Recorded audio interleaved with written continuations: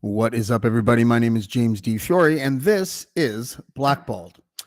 Well, once again, I am about to speak with somebody who was an ex-member of the Plymouth Brethren Christian Church. And unlike most of my other guests, and especially the guest that has a subject matter that deals with abuse, this person is a man. And on top of all of the stuff that we've heard from ex-members of the Plymouth Brethren, this person has so many awful and at the same time interesting stories that aren't dealing with abuse that it was impossible for me to not have him on. And he was going to be on a little bit earlier, but we crossed our T's and dotted our I's and make sure that because he's going to be on today saying some making some allegations that have been backed up by police reports, we wanted to make sure that he was able to have a voice as well. And so I would like to welcome to the show. His name is Lane Admiraal. Lane, how are you, buddy? I'm doing well. Thanks, James. Thanks for having me on. No problem. No problem. I wish it was under better circumstances. In a way, it would be almost met better if I didn't meet all of the people that I've met over the last couple months, because I'm meeting you guys because of all the heinous shit that's happened to you because of the Plymouth Brethren Christian Church, aka the Plymouth Brethren Crazy Cult. With you, can we start at the beginning? This is what I like to do with everybody. I'm assuming you were born into it, as most people were. Tell me what childhood was like, what it was like when you were really young, and what it was like to sort of be in that mindset of the cult. So, yeah, I was born into it in Winnipeg in 1990, and I knew nothing else. It was just my life, just the way of life. My mom was from Montreal. My dad was born in Winnipeg. And when I was 4 years old in 1994, they decided to move to Montreal. And it was probably, I would say, a good childhood, like those early years. And then I'd say the abuse started probably around 10 years old. And yeah, and it's still hard to talk about. So I'm sorry if I get a little emotional. No, please. And take your time. Yeah. So we went to church every day, right? Just drilling it into us. And I discovered swear words pretty young. And it was like magical as a kid. I could make these sounds out of my voice and my parents would explode. My mom would start crying. And I would say things against Jesus and Bruce Hales. And I would get beat for it. So I think the first really bad one, first it was hot sauce. And I would, as soon as they were outside the house, I'd steal all the hot sauce and smash it on the street. So that fixed that one. And then it was laundry detergent, which my mom put a stop to because it was too bad. Hold on. So when you were out of line, they used to douse your mouth with hot sauce? Yeah, he'd put, if I swore or said something like against the church or I hate the brethren or something like that, right? Wow. I would say these sentences that would just cause these eruptions. And the first really bad beating was, I think I was 11 because it was near September 11th. And he beat me with a belt. And it always pissed me off because it was my belt. And so I was really angry for that, about that. But the messed up thing, James, is it took me until this year to realize that I didn't deserve it. I always thought I deserved it because I provoked them. I knew what to say, and my brother would always say that after I got beat. He'd be like, "You think you can say that about Jesus? You're mental," and they would repeat that over and over until I thought I was mental. And I was like, okay. And Then they started taking me to shrinks as young as 12. And they took me to Johns Hopkins University in I think, Maryland. And I remember I talked to the shrink, and then my parents went in and they closed the door, and I heard the shrink say, "Have you guys considered changing your beliefs?" Wow. And the next thing I remember is on the way home, my dad said, "What a waste of money that was." So they took me to shrink after child psychologist all over. And throughout my teenage years, and none of them would give them the answer that they wanted. They wanted like bipolar or, something, but they wouldn't get the diagnosis. The doctors wouldn't give them a diagnosis. And they told me I was normal. And they eventually took me to Mayo Clinic. They lied to me, sent me to Mayo Clinic. And they locked me up there for 2.5 weeks in the psych ward, where most of the other kids were there because they were suicidal. And I was shocked. I just coming from this church. My parents had lied about why I was going there. They'd said I was going there to get these spots on my back checked for cancer, which I knew was a lie. But I also asked my dad, I said I would go if he gave me $3,000, which he did. That's after what? Yeah, I totally blackmailed them, or not blackmailed them, but they were sure that this was going to fix me, taking me to Mayo because Bruce Hales had okayed it. And they showed me the message that Bruce Hales was like, "Yes, I would do anything for my child, blah, blah, blah." So as soon as Bruce Hales said that it was okay, they took me to Mayo Clinic. They did every test on me there possible. They did IQ tests, brain scans, MRI tests. Gave blood every single morning. You wake up and there's like 7 doctors at the end of your bed. And the day that I was released, my parents were signing these papers, and the head doctor takes me down the hallway, and he's like, "You're too young to kind of understand this right now, but you'll remember this." And he's like, "We've done every test on you can, and there's nothing wrong with you." He's like, "But you're in a stressful situation, so I'm putting you on a light dose of anti-anxiety medication." and that was that, so that I didn't even tell my parents that because I knew how mad it would make them. But it gave me, Did it help? It made me a little more angry at them, even, actually. When I got home, I was even more angry. But I was also angry and rebelling because I was raped at 13 by a guy in the church.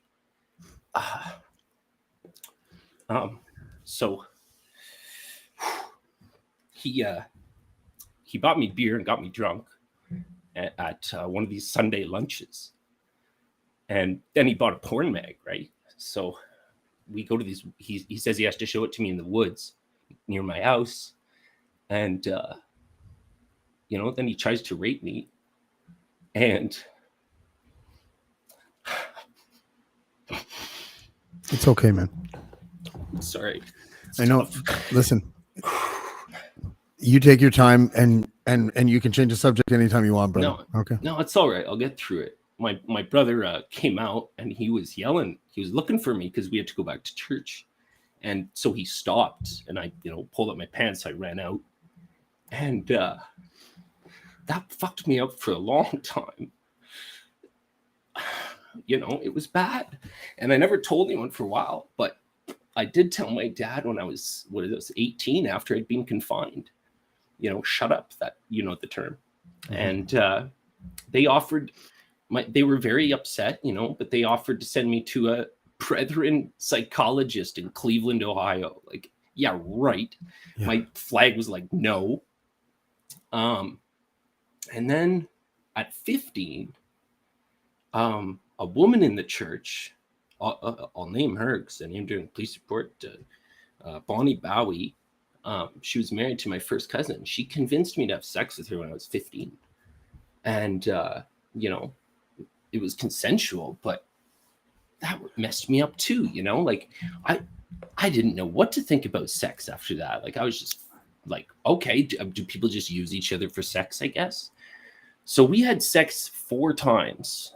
And the last time, she starts crying, and she's like, what am I doing? What am I doing? I'm committing adultery. I have a new baby at home. And dude, James, I felt more guilt than I can ever explain. Like, I was like, I'm going to hell, I guess. So I may as well have fun, right? Part of me, but I was terrified too. Like I worked 2 offices down from her husband. Like, I was just like, fuck. Yeah, I mean, we see it in the comments too, and this is one of those things with the belt, and I just want to go back to that just for a moment, because everything you're saying is so powerful. I don't even know where to begin. But the belt, the fact that it was your belt, there is a symbolic thing that would happen to you almost every time you put on that belt after that. Like it's like a reminder that it's your fault, even though it isn't. Yeah. Like that is a very profound image that you put in all of our heads when you said that. And as far as your 2 awful experiences, when you were 13 and that man raped you, and when you were 15 and that woman raped you. Now, I know that there is a contextual difference between those 2 situations, especially since when you're a young boy, there was probably a moment there or 2 where you were felt like the king of the world, but mentally, the long-term damage that was done to you contributes, I would think, to the not knowing until a couple of years ago that it was even wrong. Any of those things that contributes to that. Is that how you feel? Absolutely. It took like 2 years of therapy until that came out. And I was like, no, I provoked them, and my therapist was like, what can a teenager ever say that deserves them to get thrown down the stairs? Yeah. And I was like, oh, yeah, I guess you're right. Nothing. So, okay. You're brave for sharing that. Thank you for sharing those kind of details. I'd like to try to skip ahead now, though, until between the ages of 15 and 18 when you left. What was those years like, and how did you end up leaving? So I became more and more rebellious, and I always liked to hang out with the other rebel kids, the other bad boys that you'd see at these big church gatherings they called fellowship meetings. And so I got branded as a rebel and a bad kid when I was like really young teenager, probably 14 even. And they took me to see Bruce Hales. I guess I should tell you the first time I met Bruce Hales. You saw him in person? Oh, really? Yeah. I pulled an experiment on him. Do you want me to tell you about it? Yes. Okay. Yes, I do. So, speaking about that porn mag, well, I did keep that, and I hid it in the air vent in my basement bedroom at my parents' house in Montreal. And my parents' bedroom was right above, and Bruce Hales was coming to Montreal. And this must have been around 2004. He was new to power, and he was going to come to my parents' house and take a nap before the big church gathering. And this was a huge deal. So I said to myself, that bed is directly above this porn mag. If he can sense sin, because my parents told me he can see right through people and see everything they've ever done. So I'm like, if he's that powerful, he won't be able to sleep because the sin will be right under the bed, right? That made sense to my 14-year-old mind. Like the Princess and the Pea. Right? Exactly. Yeah. So he slept like a baby. I heard him snoring there. And then he came out and was all chipper and everything. And I'm like, man, that's crazy. Like he didn't even sense the porn mag. Like, wow. It's interesting that you would run an experiment like that because, you're 32 now, right? Aren't you? Yeah. So the 32-year-old Lane must be like, of course he didn't sense anything. Yeah. Yeah. But at the time were you like, maybe he will, was it that? I was scared. Yeah. So I'm just trying to figure something out. Were your parents fairly wealthy then? Because I imagine Bruce Hales likes to sleep in nice places, Yeah, my parents were on the upper high end. Okay. Yeah. And so they were higher ups at one of those, what are they called, UBT companies? I'm pretty sure it would be now. Uh-huh. Yeah, they're a pretty big company in the States now. So okay, so that was 2004. So what was it like when you left, and what were the circumstances surrounding that? Well, that's interesting because it was pretty quick after I told them about the abuse.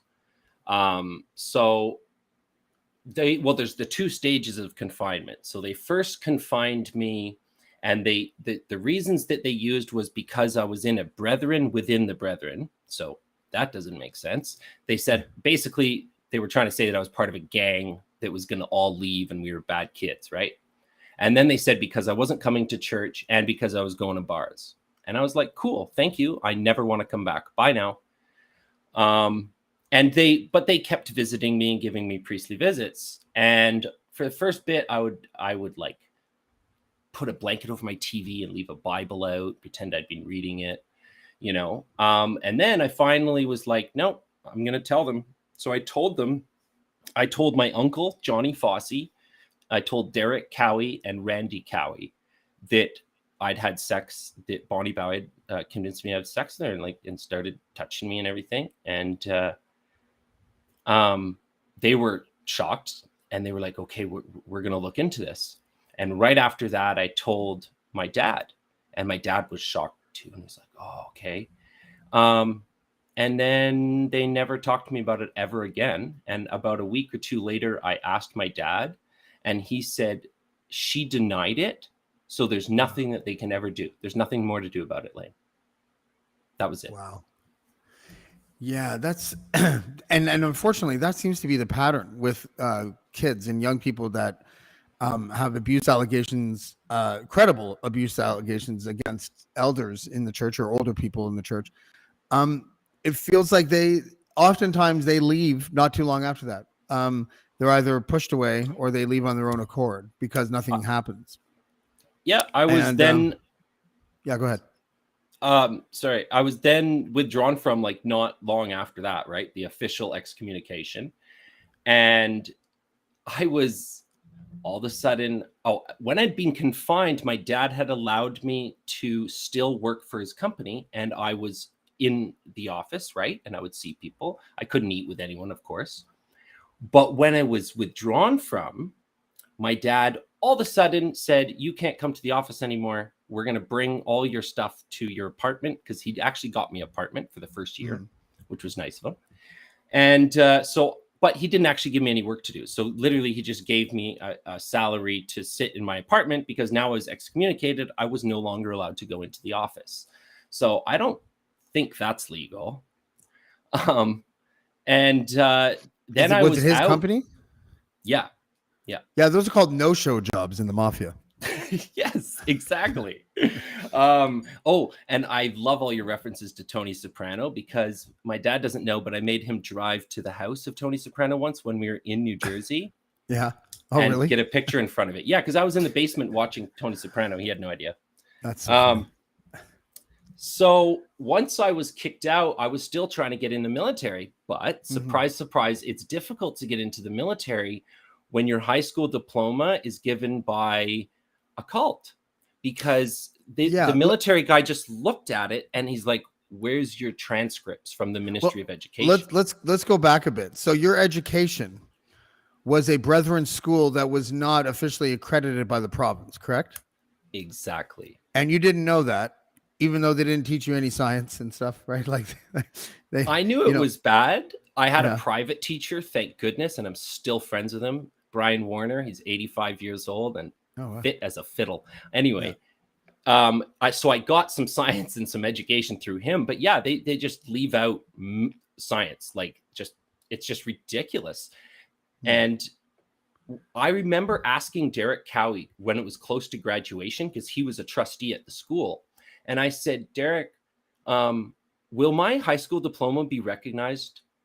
Because I knew I was wanting to go into the military. And he said, why does that matter? And I said, what do you mean? He's like, well, you have a job lined up with your father's business, no? And I was like, yeah, but I'm just wondering if it's going to be recognized. And that was it. That was the answer I got. Wow. Why? Okay, so that was then, so you left in 2006.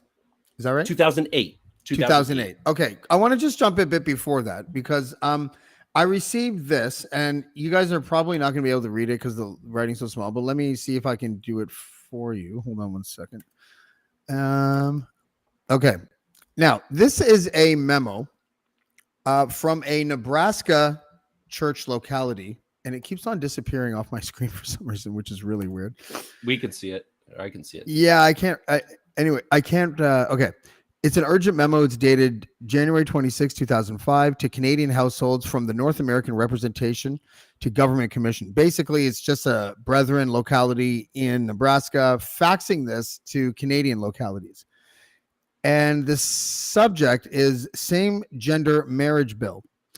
And again, this is from January 26, 2005. Preventing the passage of this bill is absolutely critical. Reliable persons in government have predicted the following dire consequences that the bill is passed. Churches who do not perform gay marriages could lose their charitable status. Church organizations are already in court for refusing to rent space to perform gay marriages. Schools will be required to teach that the homosexual lifestyle is acceptable. Gay persons will flood Canada from all over the world with disastrous social results. Gays will not get married. Marriage will lose its value to all classes of people. Casual relationships will prevail. Children will be born out of wedlock with severe consequences to the welfare system, as has already happened in the Netherlands and Scandinavian countries. Adoption of children by gay couples. That is just a standalone sentence, as if we're all supposed to gasp and clutch our pearls. Yeah. There will eventually be no barriers to underage marriage, incestual relationships, or polygamy. Kind of hilarious because there used to be a lot of cousin marriages inside the Brethren. Yep. Conscientious public officials are already losing their jobs for refusing to support homosexual relationships. Persecution of Christians will increase. There is nothing more intolerant than the politics of tolerance. I have no idea what that means. Will the Brethren still be able to live in Canada? And right at the bottom in bold, it says urgent. Exercise and crying to God is needed. As in the book of Esther, Satan is seeking to destroy the testimony. Now, the interesting thing about that, other than the fact that it's completely batshit and from medieval times, basically, is that I believe it was the following year or maybe that year, the Brethren in Canada basically corralled like hundreds and hundreds of their members to send petition, one sheet petition to local MPs or whoever their MPs were, and sort of flood them with requests that they do not pass gay marriage.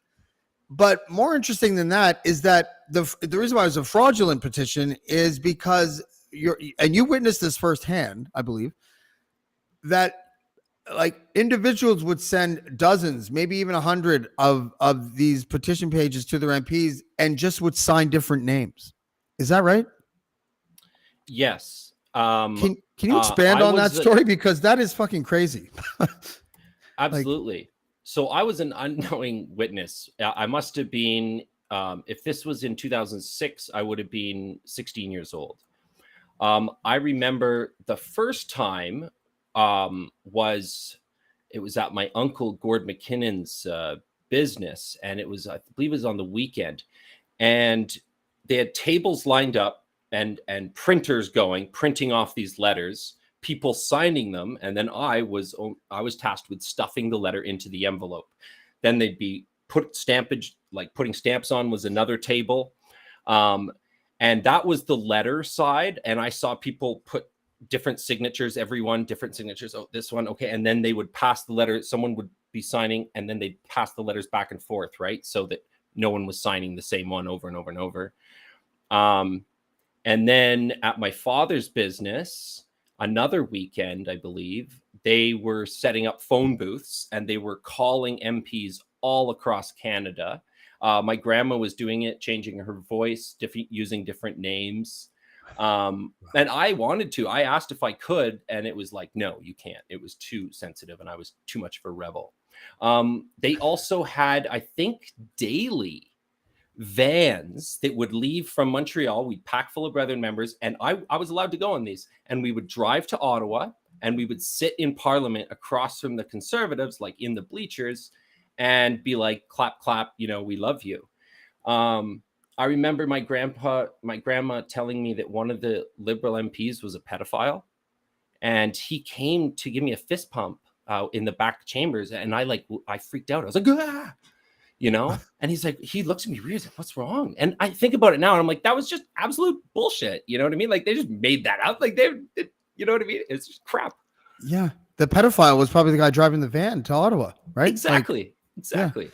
So this is a very interesting and bizarre way to grow up, because I've heard stories as well about people calling, not just about the gay marriage stuff, but just like calling to like, and this wasn't you, this was someone else, but like calling during election time, just in 2018, to basically acting as a wing of the Conservative Party to call to sort of get the vote out, but they weren't technically part of the operation. Like, they were flying under the radar of Elections Canada and doing what probably would amount to hundreds of thousands of dollars worth of, you know, telemarketing, whatever you want to call it, for free.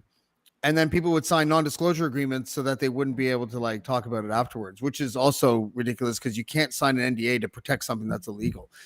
But do you have any like broader understanding of any of the connecting tissue between the Conservative Party and the Brethren, or is it really just, as far as you know, more about the social issues and how the Brethren were trying to stop certain things from happening?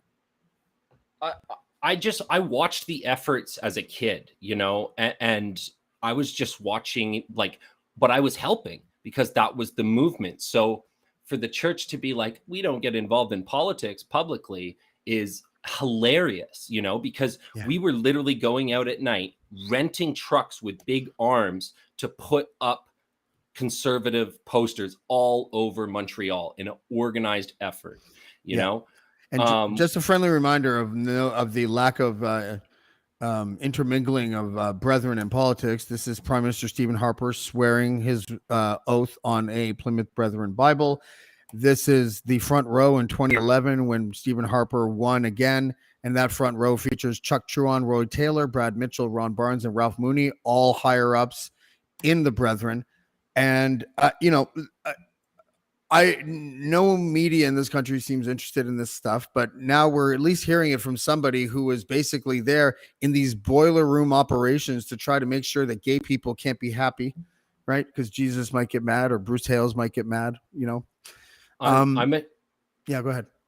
I'm ashamed of the views that they would push. Like, literally, it was hatred of homosexuality, like hatred. Like, I remember kids joking after church in Montreal about getting tanks and driving over the Pride Parade and killing them all. And there was adults within earring shot, and everyone was laughing, you know. And I think back then, it makes me sick, it makes me want to vomit. But that's what they would teach, that it was an evil choice. And my dad and brother got in big trouble. They went to a human rights tribunal in Quebec, I believe, because my brother tried to terrorize a homosexual couple in Montreal that was in their 60s. You know, really? And he had to write an apology, and they've had to pay a fine, and it's public record. You know, and it was sad. I didn't know what was happening when I was a kid. That was hushed up. I knew my brother had gotten in trouble, and then years later, I saw the documents. You know, and so okay. There's so much to unpack with you, but I want to just circle back again and talk about what it was like meeting this guy. Like, what was he like? You met him twice, you said?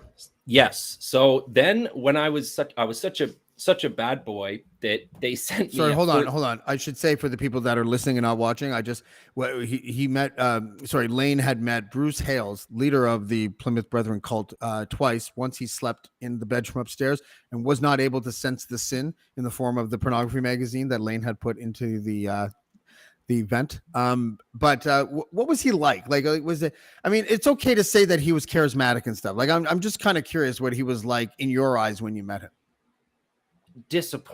bit disappointing to me because Okay. so like when we got to Sydney, Australia, I was allowed to go to Sydney, Australia because that's what happens to the kids that get bad. You get called over to go to Australia. So I went with my dad and mom, my older brother, and we went for an actual meeting at Bruce Hale's business. And he has his own little private elevator he goes up in, and he goes in with my mom and dad, and they come out about 15, 20 minutes. My mom is just bawling, like she just saw Jesus or something. And she's like, it's your turn, Now I'm like, holy crap, like that doesn't look fun, So I'm pretty nervous going in there, and he pulls me in, and it's just me and him in this little office, right? And I know all the bad shit that I've done it's a sin. And so he starts talking to me, and he's like, I've heard you have a problem with novels.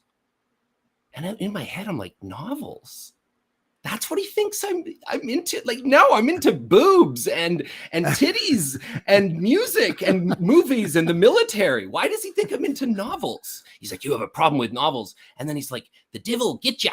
And he grabs the coffee mug, and he's like, as soon as you touch the TV remote, in his Australian accent. Yeah. And I was like, I honestly was like, I'm not really sure what the hell he's talking about. I'm not into novels or TV remotes. So that was kind of weird. And then at the end of that, he says, you understand me? And I just kind of nodded. And he's like, okay, opens his wallet, pulls out $300 Australian money, and gives it to me and says, buy something for your sisters. Well, I actually spent that money on a purse in the airport for a girl I had a crush on that worked at the movie theater. Oh, yeah, wow. which we were not supposed to go to. So I really was like, Yeah. Good job. How long did you last with the girl? She was probably weirded out by the fact that I just brought this $300 purse to someone I bought a ticket off a couple times, Yeah. Wasn't good at dating at 14 in the movie theaters. No.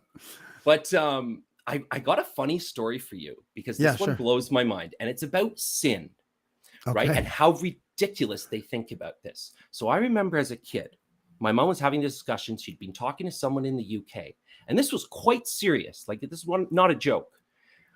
They were having to pay to have their sewer ripped up and put a new sewer line in that goes from their house to the main city sewer in the street. Now, why did they have to do that? Because before, their pipe would touch the neighbor's pipe, the two houses would join and then go to the city. So just break that down in your mind. Poo comes out of bum of Brethren member. Poo comes out of bum of worldly person. Poo touches, Satan pops up, right? If the poo goes to the city and then this guy's goes to the city and then touches, no sin. My daughter should be here because she loves talking about poop. That was too funny. Well, also, guys don't usually like it when their pipe touches another pipe, right? Like they're just a little bit. But that's another thing about being anti-gay. Like you never know. They spent money to repair that issue, I guess they would call it. Multiple members had to dig up their driveways and put in new pipes because poo touchy sin, no poo touchy, no sin. That is fucking crazy. Poo is just a sin, period. I don't know. I'm not a big fan. Okay. So when you went to the military, how did you remedy the situation with the fake Brethren school situation? What happened there?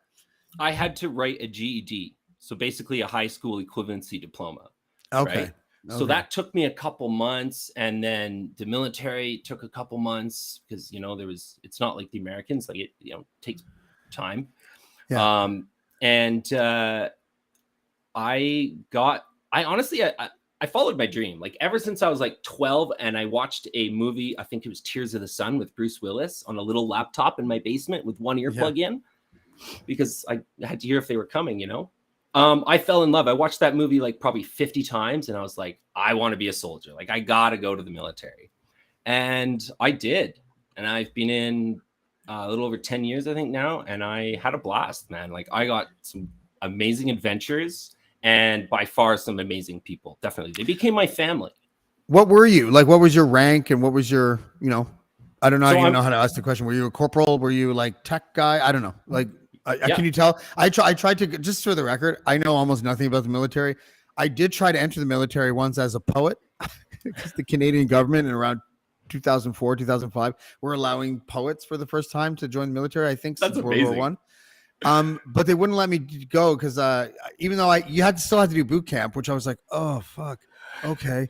And I was like, fuck, I can do it, But then they were like, your eyes are terrible, so you can't go. And I was like, damn it. And I was like, yes, I didn't want to go to boot camp. But what were you in the military? So I joined as a NAVCOM, naval communicator. So I worked in the Navy for 5 years. I did my training out in Esquimalt, and then I was posted on HMCS Halifax and got to play a lot of war games with NATO all over the North Atlantic. I got to sail through a hurricane. Ooh. Yeah, that's scary. But it was fun. Like, it was really fun. Like, I just like got adapted to the military. It became my family. The friends were like amazing, right? Like, it was this new family to me, and it was awesome. And then I was like, I need to change, and I really wanted to be in the infantry before, but they hadn't been hiring back then. So I switched from the Navy to the infantry, and eventually became a paratrooper. Oh, wow. And yeah, like loved it. Absolutely the highlight of my career. And then I got in a parachuting accident, and that kind of slowed my career down right to a stop, right? Yeah. And then also I was like, I need to deal with my past and get some mental health help.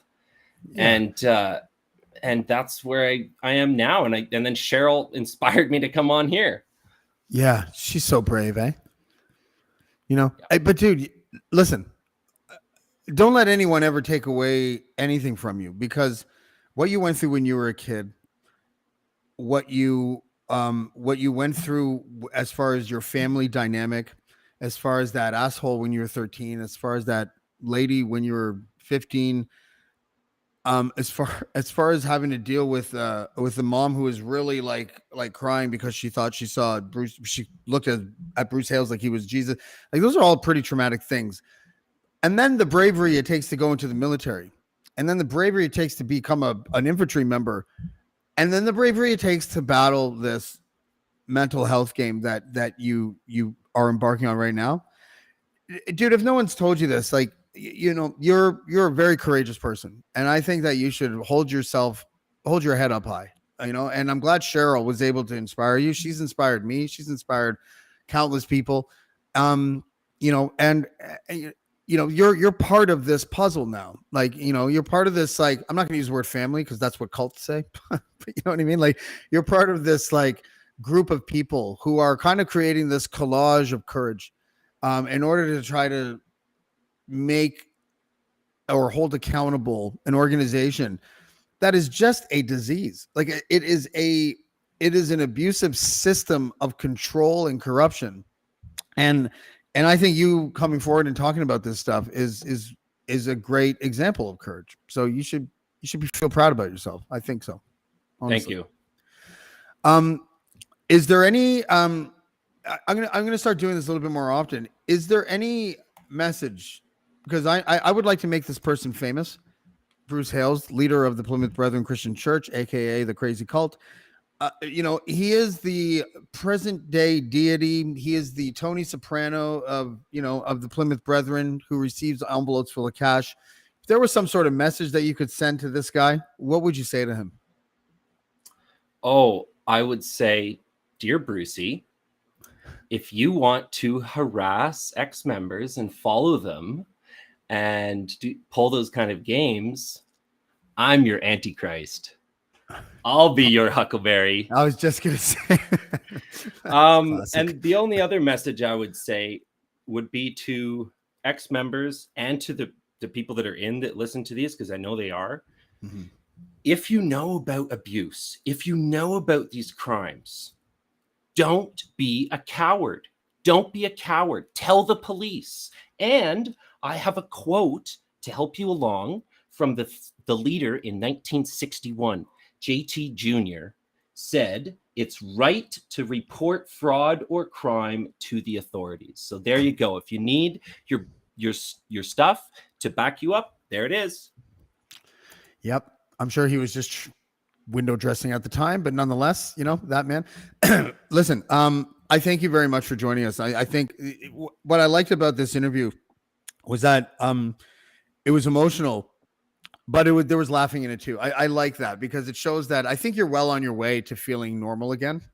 And thank you. Please keep me posted on how your journey goes with the whole mental health fight. Okay. I will, James. Thank you so much for having me on. Thanks, Lane. I appreciate you coming on, buddy. Bye. I'll see you. Lane Admiraal. Wow, that was up and down. That was crazy. But I'm so happy for him. Man, military after experiencing that, and then trying to put your life together and trying to piece your life back together, dude. Guy's a hero, like a legit hero. And I didn't thank him for his service. So Lane, if you're still listening, thank you for your service, buddy. I'm gonna take a break this weekend. It's been a long week for various reasons, and but we'll be back next week. I hope I have some rappers on or something, or some comedians or some shit, because not that I don't enjoy doing what, I don't know if enjoy is the right word, but I feel the value in the things that I'm doing. But there's no buts. I'm just gonna keep going. If it kills me, it kills me. I love you guys. Thank you so much for joining me, and we'll see you again on Blackballed. Blackmore, Blackmore, Blackmore, Blackmore, Blackmore, Black.